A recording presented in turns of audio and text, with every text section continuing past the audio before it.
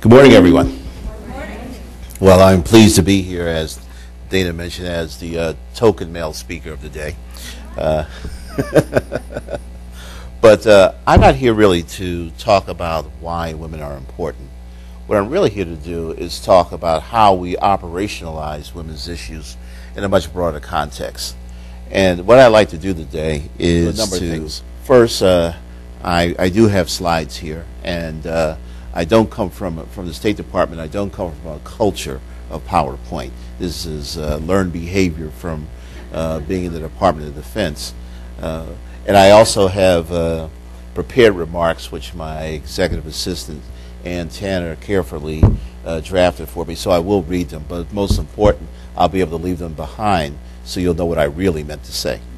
But before I begin, I also want to acknowledge I was going to have a partner here today, Dr. Mary Rahm from Naval War College, who has been instrumental in helping to develop a curriculum of women's issues throughout our senior service school network. And perhaps at a future program you'll be able to hear what she has to say. But again, what I hope to do today is to explain a little bit about my school, the College of International Security Affairs, how we view the importance of women's issues, talk a little bit about what I've done in the past, and hopefully we'll be able, again, to see the importance of operationalizing women's issues and not just talking about why women are important. So who is CISA, or what we call the College of International Security Affairs? I'm not going to just read PowerPoints to you. If you can read for yourself, but let me first just begin by saying that I'm really pleased to be here on behalf not just of the College of International Security Affairs, but also Greg Martin, the president of National Defense University. And Greg Martin, since his arrival this year, has been keen to incorporate women, peace, and security issues in National Defense University's curriculum. And I think it's our mutual commitment to facilitating this type of discourse and the subsequent actions that we've both undertaken in the U that make my appearance today possible. But how I began my involvement with women's issues began as early as 1989, when I was first assigned to our mission to the United Nations. At that time, I served as a speechwriter to Ambassador Juliet McGann, who was the United States Ambassador to the Commission on the Status of Women. And we were working very hard to increase the participation of women in senior leadership positions in United Nations agencies through the promotion of a United States-generated General Assembly resolution. Later on in my career, I was appointed Deputy Director for Pakistan, Afghanistan, and Bangladesh from 2000 to 2002. I had the opportunity to work closely with Paula Dobriansky, who was then the Undersecretary for Democracy and Global Affairs, and we worked together to help form the U.S.-Afghan Women's Council back in 2002, which actually now has gone on for 10 years. And I think it has been very important in mobilizing resources within the U.S. and Afghan governments, the private sector, academia, and non-governmental organizations. Following that, I also served as the director for Asia and Near East in the Bureau of Refugees, Population, Refugees, and Migration, again working on issues that affect vulnerable populations, particularly women and children. And as was noted by Dana during my time in the Pacific, and mind you, I always have to point out that when I was based in Suva, Fiji, geographically speaking, I had the largest American embassy in the world. 7.5 million square miles. Most of it was water, the Pacific Ocean, but it was all mine. But during that period, though, we did focus quite heavily on making sure that we addressed issues such as trafficking in women and in Fiji, and we were able to, for instance, get them off of U.S. imposed sanctions for that purpose. Didn't do as good a job in getting them off sanctions for having a coup in 2006. That's still a work in progress. But there were a number of things that we were able to do in the Pacific, not only in Fiji, but in Kiribati and the Kingdom of Tonga, where we were pushing the Tongans to adopt a Convention on the Elimination of All Forms of Discrimination Against Women, CEDAW. So as a practical matter, my daily work included dealing with women's issues. And as a matter of fact, my daughter, who graduated from Smith just this year, always points out that given my work on women's issues, I would have been a great Smith woman. But given the cost of tuition, and I take every accolade I can get on that one. So it was no surprise to me that after I arrived at National Defense University, that women's issues were also an important part of our program. But if you look at our program at CISA, you see there's nothing particularly just about women, but as we go deeper into it, begin to understand why women's issues are important. And women's issues are important simply because as the flagship school for the Department of Defense that focuses primarily on dealing with counterterrorism and other security issues, our students leave CISA with an understanding that an effective national security strategy has to be based on a whole-of-government approach that rests on the pillars of good governance, rule of law, religious freedom, and most importantly, gender equality.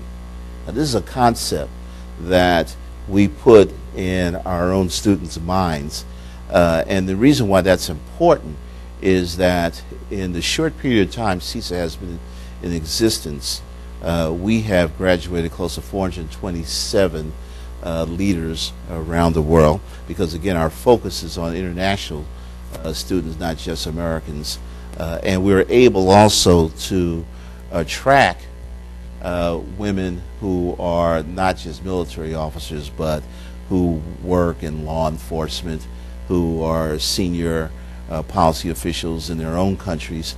And we do this in a way so that we can help build a global partnership of ideas, a global partnership that is based on how can we collectively not just empower women, but how can we address the critical issues that face us. And so you say, who are these women? As you see, they're women from all over the world who are going to be in leadership positions. Thus far, we've graduated about 30 of the 427, but where did they come from?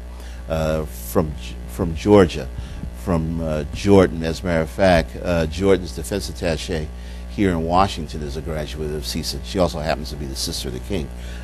Mali, Malaysia, Indonesia, it goes on and on and on. We have 33 priority countries, and we're looking at ways, as I said, in which we can clearly incorporate women's issues, but not just incorporate them as an oh, by the way, but how did we turn women's issues into an effective policy tool?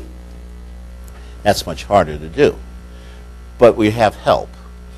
The reason why we have help is because the United States, in 2000, mind you, at the UN, adopted UN Resolution 1325, which basically called for every nation to create a national action plan on how women's issues would be addressed in their foreign policies. The most important thing about UN Security Council Resolution 1325 is that, like all Security Council resolutions, it has the force of international law. So we're required to do this. But just because you're required to do this doesn't necessarily mean that it's easy to do. And what we found at National Defense University is that even though we know all of these things, the importance of women, as we saw not only in Dana's earlier speech, but in the presentation that we had just before I came on, we know all these things why women's issues are important. But the problem is, how do we again, make that work? How do we look at, okay, how women can be effective, not just partners, but effective implementers of the appropriate policies and programs that we need, not just to address security issues, but also humanitarian assistance and disaster response. It goes on and on and on. But we have to think that women are an integral part of what we do, not just an oh, by the way. And so I think that, as you see, we are being very, very progressive at National Defense University. We take these things to heart. You know, it's not just an opportunity for us to talk about women, but we have to do something in a way that it makes these issues, again, the key term that I want to keep repeating is operational. All right, it's not theoretical. It's not political correctness. You know, it's how do you make women's issues an effective tool in policy development? How do we look at, for instance, the situation in Mali, in northern Mali, where we probably are going to have some type of international intervention. As you may have noticed, that there was just a Security Council resolution last month, calling for that.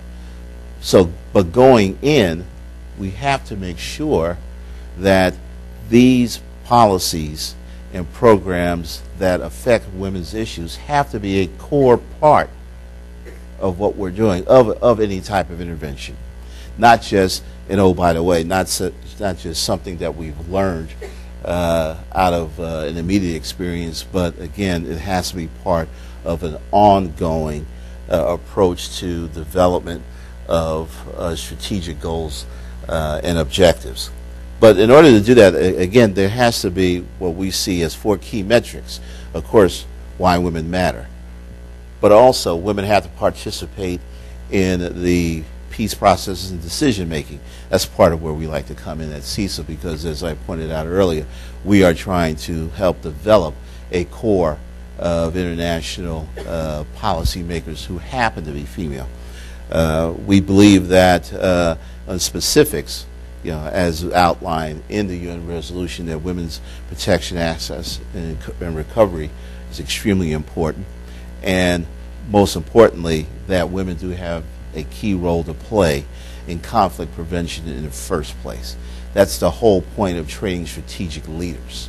And while our concern at NDU is training foreign leaders, there are opportunities here in the United States for you to do what you're doing right now, that is becoming the future leaders.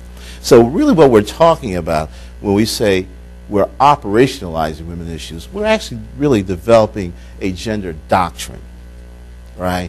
A consistent means to be able to identify how women's issues relate to political empowerment, health, education, and as well as how that we use women to formally develop mechanisms that can accomplish all of these goals and objectives. But I just wanted to close on reminding you what Secretary Clinton said just recently before Congress. And she noted that if half of the world's population remains vulnerable to economic, political, legal, and social marginalization, our hope of advancing democracy and prosperity is in serious jeopardy. It is imperative that we meet this challenge with a credible approach that will secure our common goals and objectives. That credible approach that we're trying to effect at National Defense University, as I said, is to look at ways in which we can operationalize women's issues, incorporate them in our ongoing planning and development of programs that will effectively meet our security goals. And with that, I'll take your questions. Thank you.